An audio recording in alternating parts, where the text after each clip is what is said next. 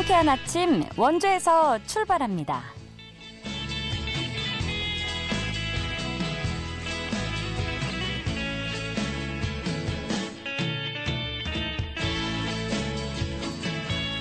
안녕하십니까. 3월 21일 목요일 KBS 원주방송국에서 보내드리는 상쾌한 아침 원주에서 출발합니다. 저는 진행의 이은주입니다. 어제는 강원 지역에 폭설이 내린 가운데 오늘은 전국이 대체로 맑은 날씨 보이겠는데요. 강원 지역에는 오후부터 가끔 구름이 많겠습니다. 미세먼지 농도는 원활한 대기 확산으로 전국이 좋음에서 보통 수준 보이겠는데요. 다만 당분간 내륙을 중심으로 아침 기온이 0도 이하로 떨어질 것으로 예상되는 만큼 급격한 기온 변화에 대비해 건강관리와 농작물 관리에 신경 써주셔야겠습니다. 자, 오늘 준비한 소식입니다.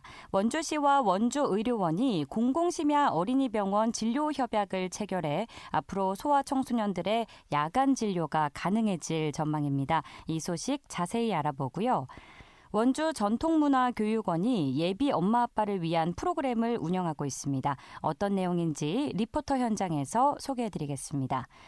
또 영월군이 고독사 예방 대상군을 청년과 중장년까지 확대하며 생애 주기별 맞춤 서비스를 연계해 고독사 예방에 주력하고 있습니다. 자세한 사업 내용 알아보도록 하죠.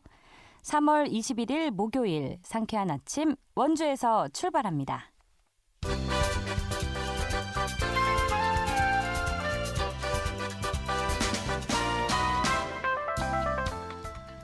오늘의 뉴스입니다.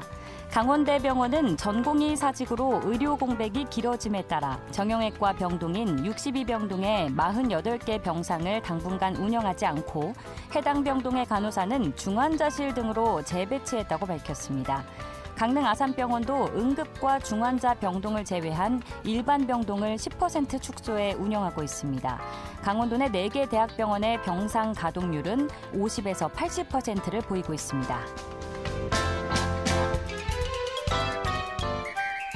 4.10 국회의원 선거의 거소투표와 선상투표 대상자 신고가 시작됐습니다. 강원도 선거관리위원회는 신체에 중대한 장애가 있어 거소투표를 해야 하거나 외국에서 항해하는 선박 등의 승선에 선상투표가 필요한 선거인은 오는 23일까지 주소지 행정기관에 신고해야 한다고 밝혔습니다. 신고는 주민등록이 되어 있는 시군구 홈페이지나 행정복지센터 방문, 우편 접수 등으로 가능합니다. 거소투표와 선상투표 신고자는 자신이 머무는 곳에서 우편이나 팩스로 국회의원 선거에 투표하게 됩니다. 원주시가 상지대학교 후문길을 양방통행으로 바꾸는 공사에 들어갑니다. 원주시는 다음 달부터 15억 원을 들여 상지대학교 양방통행 전환 공사를 시작해 올해 상반기에 완공할 계획입니다. 오늘의 뉴스였습니다.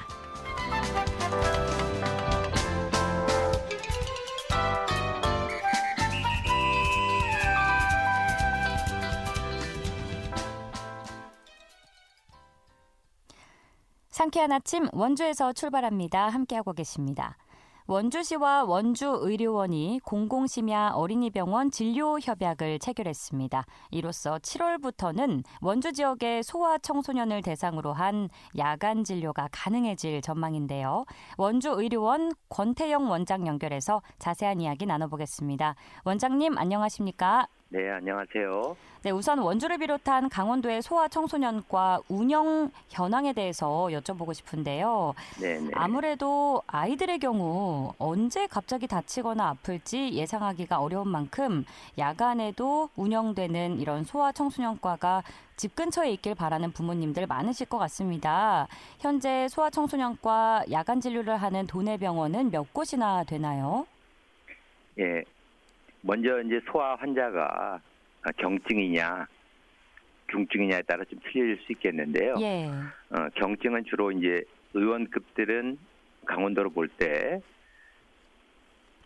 야간에는 하는 데는 없고 저녁 시간까지는 하는 데는 뭐 상당수 있습니다. 그래서 야간 시간대가 좀 문제가 되고요. 응급및 중증 환자는 3차 병원에서 진료를 하게 되는데 지금 그것도 굉장히 좀 어려운 상황에 있습니다. 강원도에서 소아 전문 어린이 병원이 있는 게 강원대학교밖에 지금 없는 실정입니다. 그러면 경증의 경우에는 야간 진료가 아예 없었다는 말씀이실까요? 아니요. 사실은 환자도 많지 않기 때문에 공공기관인 이제 영월 의료원 또 속초 의료원에서는 야간 진료를 지금도 하고 있는 상태입니다. 경증 환자에 대해서요. 경증 환자에 대해서 예, 하는 예. 곳들이 영월 속초 의료원 예, 민간 영역에서는 없고요. 예. 네, 알겠습니다. 업무 협약 체결을 통해서 7월부터 이제 네네. 원주 지역 소아와 청소년들이 야간에도 병원을 방문할 수 있게 됐는데 구체적인 운영 계획은 어떻게 되시나요? 예, 일단은 평일에만 시행하는 것으로 되어 있습니다.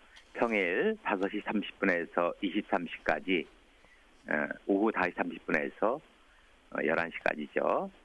그렇게 경증 환자를 대상으로 운영 계획이 있습니다. 평일 오후 5시 30분에서 11시까지. 11시까지 운영을 하신다는 말씀이시죠? 주말에는 안 하시는 거고요. 지금 1단계는 이제 왜냐하면은 지금 인력이 적절하게 수급될지가 가장 큰 우려되는 부분인데, 그거는 상황 봐서 확장하든지를 결정할 계획이 있습니다. 알겠습니다. 이번 업무 협약은 당초에 도내에서 어찌 보면 유일하게 야간에 운영되던 병원이었죠. 달빛 어린이병원이 인력난 등의 이유로 운영이 중단된 것에 따른 대책으로 추진되게 됐는데요. 현재도 어쨌든 말씀하시는 것만 들어봐도 이런 도내 소아 청소년과 인력 부족 문제가 있을 것 같습니다. 해결이 되지 않고 있는데 운영에 차질이 생길 우려는 없는 상황일까요? 예, 말씀 주신 대로 지금 이제 소아과 전문의 선생님에 대한 이제 인력난이 있기 때문에 그것이 가장 우려되는 부분이고요. 어쨌든 간에 정부에서 했던 달빛 어린이 병원의 취지가 우리나라가 요즘 맞벌이 부부들이 많기 때문에 저녁 늦은 시간에도 경증 환자 소아 진료를 보는 것을 목적으로 하고 있거든요. 저희도 원주 지역에서도 이제 달빛 어린이 병원이 한 군데 있었는데 없어졌기 때문에 공공기관인 저희 원주 의료원에서 잘 준비해서 어쨌든 간에 운영을 할 수 있도록 노력할 예정에 있습니다.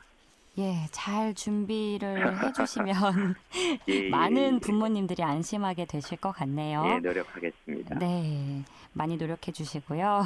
올해 초 보도된 기사에 따르면요. 네네. 강원특별자치도 내 소아청소년과 전공의가요. 2014년 11명에서 2023년 4명으로 그러니까 10년도 안 된 기간 동안 63.7%가 감소했다고 하는데요. 그렇죠. 네, 지난해 말에는 도내 대학병원의 전공의 모집에서 소아청소년과 지원자가 단 한 명도 없었다고 합니다. 이렇게 강원 지역의 소아청소년과 전공의가 계속해서 충원되지 않는 이유는 무엇이라고 보시나요? 많이 이제 논의가 돼갖고 시민들도 많이 알고 계실 것 같은데요. 네. 일단 우리나라 출산율이 급감했습니다. 그래서 사실은 소아 환자가 아주 급격하게 줄었죠. 근데 우리나라는 아직도 민간 의료가 90% 이상을 차지하고 있기 때문에 과를 선택하는 데 있어서도 이제 시장의 논리가 개입이 안 될 수가 없습니다. 그런 면이 하나 있고요. 또 한 가지는 많이 아시지만 2017년도에 이대 목동 신생아가 안타깝게 사망하는 사건이 있었는데 예. 거기에서 많은 법적인 문제가 있었거든요. 그리고 소아들 이렇게 법적 문제가 생기면은 사실 의사 개인이 배상해야 될 액수가 상상을 불허합니다. 그런 것 때문에 또 많이 꺼려하는 이유가 되지 않는가 이렇게 생각됩니다. 정리를 해보면 일단 출산율이 낮아지면서 소아 환자 수 자체가 줄어들기 때문에 그런 면이 있고 또 법적 문제가 좀 이제 우려가 되기 때문으로 보시는 거네요. 그전에도 이제 시장 논리 때문에 많이 좀 소아과를 선택하는 게 좀 줄고 있는 형편이었거든요. 예. 근데 결정적으로 2017년 이후로는 그런 문제가 대두되면서 아주 급감하는 그러한 양상을 보이고 있습니다. 네, 참 안타까운 현상인 것 같습니다. 예. 보완책이 필요해 보이는데 이 밖에도 원주 의료원은 의료대란 확산 피해를 최소화하기 위해 많은 노력을 기울이고 계신 걸로 알고 있습니다. 예. 현재 응급실 상황은 어떤지도 설명을 해주시죠. 예, 현재까지는 한 달 정도 됐는데요. 네. 환자가 급격하게 증가되는 양상은 없고요. 왜냐하면은 우리 시민들이 잘 이렇게 의료를 과소비를 안 하시고 잘 이용해 주시기 때문에 단 중증도는 조금씩 높아지고요. 네. 입원 환자도 조금 응급실을 통한 입원 환자도 늘고 있는 지금은 그런 상태입니다. 알겠습니다. 이번 진료 협약이 모쪼록 잘 이행이 돼서 소아 의료 사각지대를 해소하고 아이와 부모 모두가 좀 안심할 수 있는 그런 소아 의료 체계가 마련되면 좋겠다는 생각이 드네요. 7월부터 추진 원활하게 잘 해주시길 부탁드리겠습니다. 예, 잘 준비하겠습니다. 네, 오늘 말씀 감사합니다. 예, 감사합니다. 지금까지 원주의료원 권태형 원장과 전화 연결해서 이야기 나눴습니다.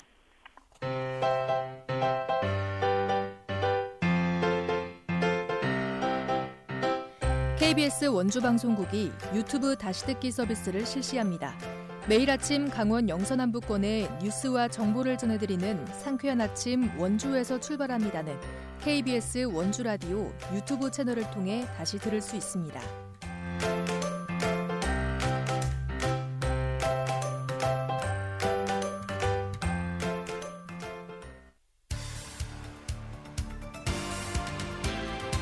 알찬 정보, 생생한 현장의 소식을 전해드립니다. 리포터 현장.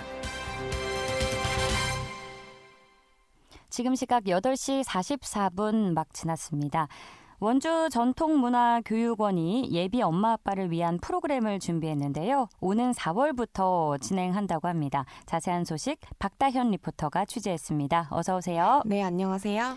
네, 원주 전통문화교육원이 예비 엄마 아빠를 위한 프로그램을 준비했다고요? 소개해 주실까요? 네, 원주 전통문화교육원에서는 오는 4월 1일부터 태교 바느질과 순산 요가 수업을 시작으로 슬로우 플레이스 나를 만나는 곳 원주 향교 프로그램을 진행합니다.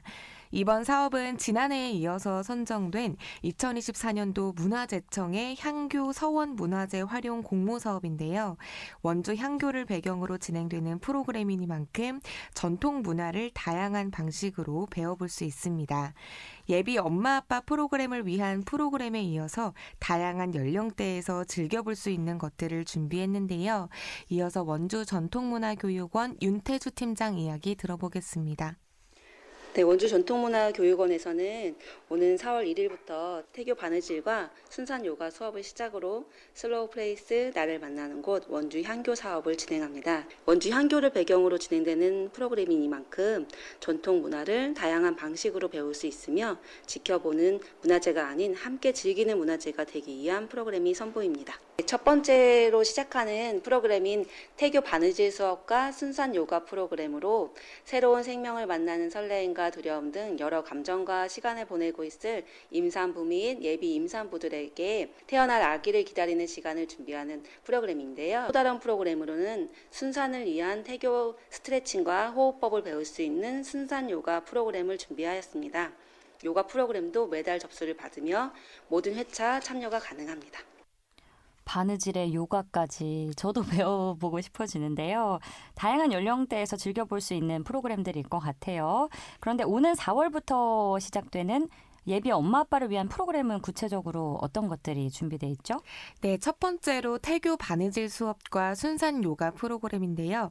새로운 생명을 만나는 설레임과 두려움 등 여러 감정과 시간을 보내고 있을 임산부와 예비 임산부에게 태어날 아이를 기다리기 위한 시간을 준비하는 프로그램입니다.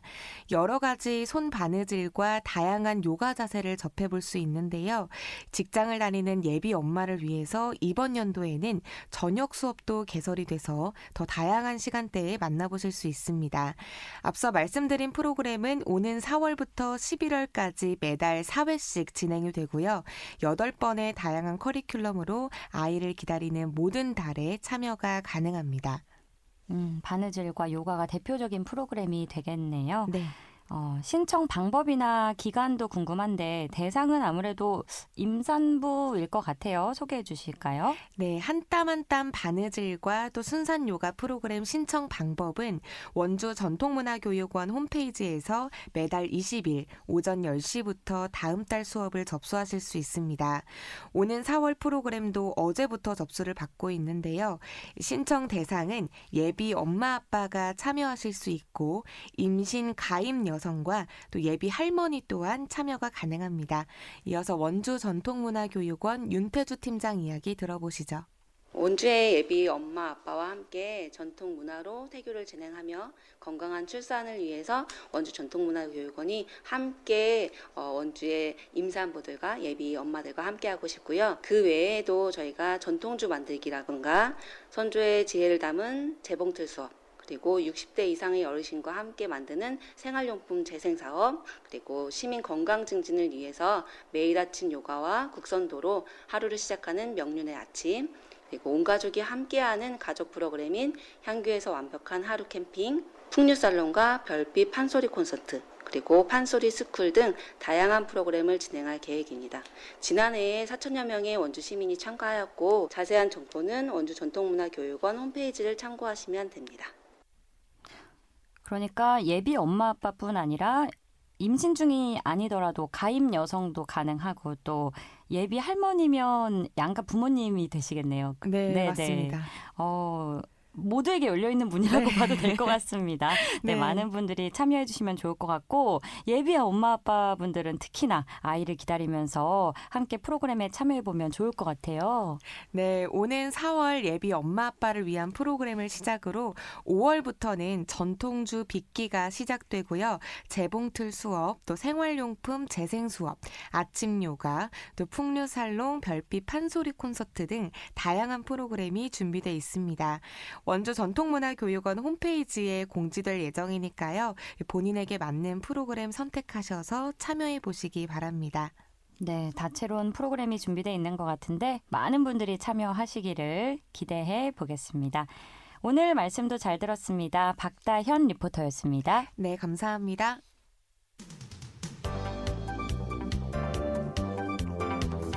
생생한 현장, 유익한 생활 정보를 전해드리겠습니다. KBS 원주 라디오 상쾌한 아침 원주에서 출발합니다를 함께하고 있습니다. 지금 시각 8시 50분 앞두고 있습니다. 영월군이 고독사 예방 대상군을 청년과 중장년까지 확대하며 생애 주기별 맞춤 서비스를 연계해서 고독사 예방에 주력하고 있는데요. 어떤 사업들이 진행되는지 영월군청 주민복지과의 최영수 과장 연결해서 자세히 들어보겠습니다. 과장님 나와 계십니까? 네, 안녕하세요. 영월군청 주민복지과장 최영수입니다. 네, 반갑습니다. 네, 반갑습니다. 네, 영월군이 2024년 중점 역점 과제로 고독사 예방에 주력하고 있죠. 이 고독사 예방 대상군이 늘어남에 따라서 1인 가구를 전수조사하실 계획이라고 들었는데 이 부분 설명해 주실까요? 네네. 우리 군은 지난해 말 노인 인구가 12,700명으로 전체 인구 대비 한 34%가 됩니다. 안타깝게도 지방송을 고용급 지역으로 이제 분류되고 있는데요. 네. 또한 또 1인 가구 비율이 40%로 매년 증가하고 있습니다. 그래서 세심한 관심과 배려가 필요한 시기라고 보고 있고요. 현재 그래서 어르신들에게 계층별로 돌봄 사업이 절실히 필요한 상황이기 때문에 돌봄 사업을 역점 사업으로 선정하여 추진하고 있습니다. 그래서 먼저 고독사 예방을 위해 1인 가구에 대한 전수조사를 진행할 계획입니다. 조사 방법은 현재 추진하고 있는 어르신 돌봄 사업인 기분 좋은 빨래방 사업으로 일하고 계시는 100여 명과 응급안전 서비스 추진한 요원이 8명이 있습니다. 그리고 지역사회보장협의체 위원 250명을 활용해서 어르신 1인 가구에 대한 생애 실태 및 방문을 할 계획입니다. 네, 소멸 고위험 지역이라는 게 참 안타깝게 들리는데 조사 방법을 들어보면 구체적으로 정해주셔서 잘 조사가 이루어질 것 같습니다. 네네. 그러길 바라고요. 근데 지역 내의 고독사나 무연고 사망자의 경우에는 군에서 공영 장례를 지원한다고 하는데 공영 장례 절차와 지원 범위는 어떻게 되나요? 네네. 최근 고독사 증가와 가족 해체로 인해 시신을 거부하거나 장례를 치를 수 없는 상황이 안타깝게도 증가하고 있습니다. 이에 우리 군은 2023년 11월 3일 영월군 공영장례 지원 조례를 제정하고 무연고자, 저소득층 등 장례 처리 능력이 없는 분들에게 빈소를 마련하여 장례 의식을 지원하고 있습니다. 공영장례의 목적은 기존 무연고 사망자의 경우 장례나 추모 의식 없이 시신을 화장하여 봉안하고 있습니다. 최소한의 존엄과 애도받을 권리를 보장받지 못하게 되면서 추진하게 되었는데요. 공영장애 추진을 위해 영월군 자원봉사센터와 업무 협력 체계를 구축하여 공영장애 전문 봉사단을 양성하고 고인의 덕을 추모하는 등 최소한의 존엄과 애도의 시간을 갖고 요람에서 무덤까지 사회복지 가치를 실현하고자 합니다. 영월군에서는요. 네. 애도받을 권리를 보장받는다. 참 네네. 마음이 숙연해지면서도 예. 어떻게 보면 당연히 보장받아야 할 권리인데 네네. 잘 이루어지지 않는 경우가 많은 것 같아서 안타깝네요. 네. 고독사 예방 대상군이 확대가 되면서 노인뿐 아니라 청년과 중장년층도 대상군에 포함이 됐는데 연령대별로 생애 주기별 맞춤 서비스를 연계해서 지원 사업이 이루어진다고요? 네네네. 앞서 말씀드린 바와 같이 1인 가구가 40%, 노인 인구 34%, 독거 어르신의 영월군에는 1,897가구로 굉장히 높은 비율을 강원도에서 굉장히 높은 비율을 가지고 있습니다. 네. 그래서 85세 이상 고령 가구, 80세 이상 독거노인, 65세 이상 독거노인 중 기초소득자, 사상이 1인 가구, 1인 중증 장애인 가구, 40에서 65세까지 1인 가구를 파악하여 기존 어르신 돌봄 사업인 기분 좋은 빨래방 사업을 활용하여 주 1회 가정 방문을 통해 애로사항을 파악하고 욕구에 맞춰 서비스를 제공할 계획입니다. 한편 고독사 예방을 위해 안전 모니터링을 할 수 있는 센서를 설치하여 움직임을 감지하는 출입 감지 기기와 활동량 감지 기기 등 안전 안심 기기를 설치하여 실시간으로 안부를 살피는 등 응급 안전 안심 서비스를 지속적으로 운영할 계획이고요. 청년의 비율은 좀 더 조사를 해봐야 되겠는데요. 이와 같은 사업에 준해서 진행할 계획이고 청년의 특성을 살려 사회 관계망 형성과 사회 참여 기회를 높이는 시책 사업을 관내 종합사회복지관과 프로그램을 연계해서 추진할 계획입니다. 대상군을 확대한 만큼 보다 촘촘하게 고독사 위험군 발굴이 이루어질 것 같아요.